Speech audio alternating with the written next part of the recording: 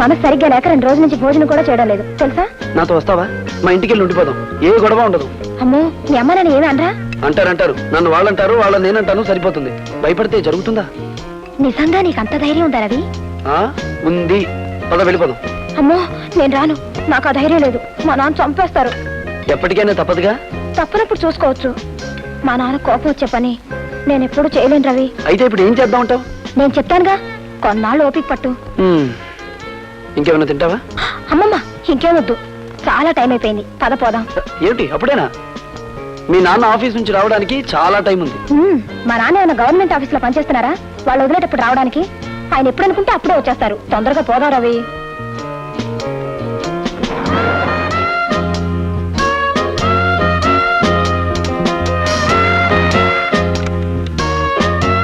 ఛాయా, ఇద్దరమే ఉన్నాం. అదే భయంగా ఉంది రవి. భయం ఎందుకు? ఒక ముద్దు పెట్టుకుంటా. అమ్మో, వద్దొద్దు. ఛాయా, మళ్ళీ కలిసేంత వరకు ఈ ముద్దను ఎవరేసుకుంటే ఆకలి దప్పిక ఉండదు. Please please. Oh come on Ravi.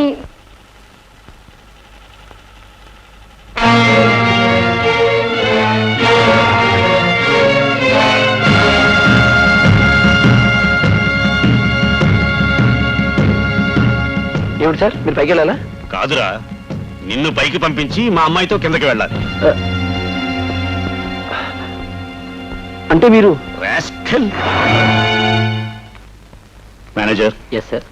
ఆ కుర్రవాణి గురించి వివరాలు తెలుసుకున్నావా? తెలుసుకున్నానండి. ఆ కుర్రవాడి పేరు రవి, బిఏ చదువుకుంటున్నాడు. వాళ్ళ నాన్న పేరు సత్యం, ట్యుటోరియల్ కాలేజీలో లెక్చరర్గా పనిచేస్తున్నాడు.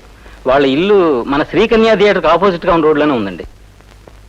అయితే రాయుడితో చెప్పు, వాళ్ళ నాన్నని వెంటనే తీసుకురమ్మని చెప్పు. Okay sir.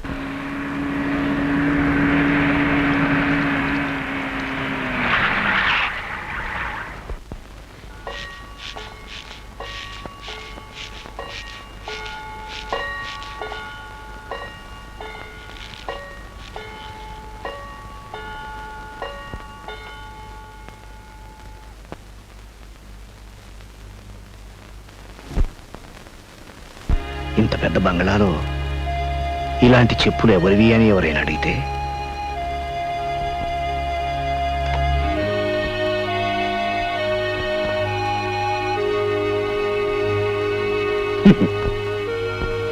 రా పంతులు, లోపలికి రా. నా పేరు సత్యం, ట్యుటోరియల్ కాలేజీ లెక్చరర్ని. తెలుసులేవయ్యా, సోఫాలో కూర్చో. వద్దులేండి. పర్వాలేదు లేవయ్యా, నువ్వు వెళ్ళిన తర్వాత సోపుతో కడిగించేస్తానులే. మీరు నన్ను అవమానించడానికే పిలిచినట్టయితే వివరంగా చెబితే నాకు అర్థమవుతుంది. మిస్టర్ సత్యం, ఈ బంగళాలో కాలు పెట్టగానే నీ స్థానం ఏమిటో నువ్వు సరిగానే ఎంచుకున్నావు. కానీ నీ కొడుకు సరాసరి మా బంగళాలో ప్రవేశించి మా నెత్తినెక్కాలని చూస్తున్నాడయ్యా.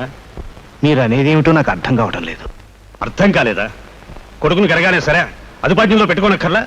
మా బోటి వాళ్ళ మీద గుసుగొలిపి ఆ రకంగా డబ్బు సంపాదించాలనా నీ ఆలోచన? అర్థం కాలేదు, అర్థం కాలేదు. అర్థం కాకుండానే నా అంతటి వాడికి వియ్యంకుడు కావాలని చూస్తున్నావా?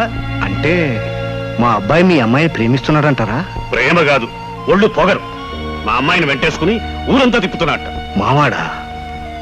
క్షమించండి సార్, నాకు ఆ విషయం తెలియదు. నాకు తెలిసింది కాబట్టే నేను పిలిపించానయ్యా. నీ కొడుకును ముందుగానే అదుపులో పెట్టుకో, లేదా వాడు నీకు దక్కడు. నా కన్న కూతురు జీవితం కంటే మరొకటి కన్న కొడుకు జీవితం నాకేం ఎక్కువ కాదుగా. చిత్తం, ఇప్పుడు చెప్పారుగా, జరిగిన దానికి మన్నించండి.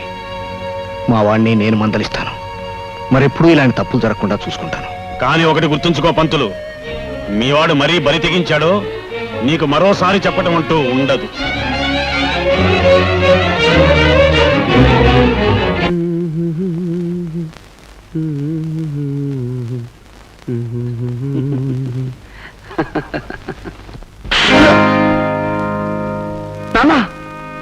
నాన్న మీద గౌరవం ఉన్నవాడువేనా నువ్వు? నీ చేతలతో నన్ను ఒక చెప్పు కింద జమగట్టే స్థితికి తీసుకొచ్చావు. ఉట్టి కెగరలేనమ్మ స్వర్గానికి ఎగిరినట్టు ఉన్న బ్రతికే బ్రతకలేక చస్తున్నవాడివి డబ్బున్న బ్రతుకు కోసం ఎగబడతావా? కనిపించిన ప్రతి ఆడపిల్లను వల్ల వేసుకుని నా బ్రతుకు నడిగి పాలు చేద్దాం అనుకున్నావా? నేనేం డబ్బు కోసం ఆ పిల్ల వెంట పడలేదు. మళ్ళీ నోరెత్తావంటే పీక పీసి చంపేస్తాను, ఈడియట్. ఆహా, కొడుకో అని వరాలు వేడి మరీ కన్నావుగా కొడుకుని. నన్నివాళ ముక్కు మొహం తెలియని వాళ్ళ ముందు ముద్దాయం చేశాడు వీడు. కారు పంపగానే షోక్గా మిమ్మల్ని ఎవరు వెళ్ళమన్నారు? అతనికి ఎంతగా అవసరమైతే మన ఇంటికి అతనే వచ్చేవాడు, మాట్లాడుకునే వాళ్ళం. అవసరం అతనికి కాదురా, అతని డబ్బుతో నిన్ను నన్ను మనింటిని మొత్తం కొనేయగలడు. నీకేం పోయే కాలం వచ్చిందని చదువు మానే సరసాలకు దిగావురా? పెళ్ళం కోసం అంత తొందర వచ్చిందా నీకు? ఆ పిల్లతో కలిసి తిరిగినట్టు తెలిసినా మరోసారి ఇలాంటి వ్యధవేషాలు వేసినా నా గడపతో గుర్తుంచుకో. పో ఇక్కడి నుంచి.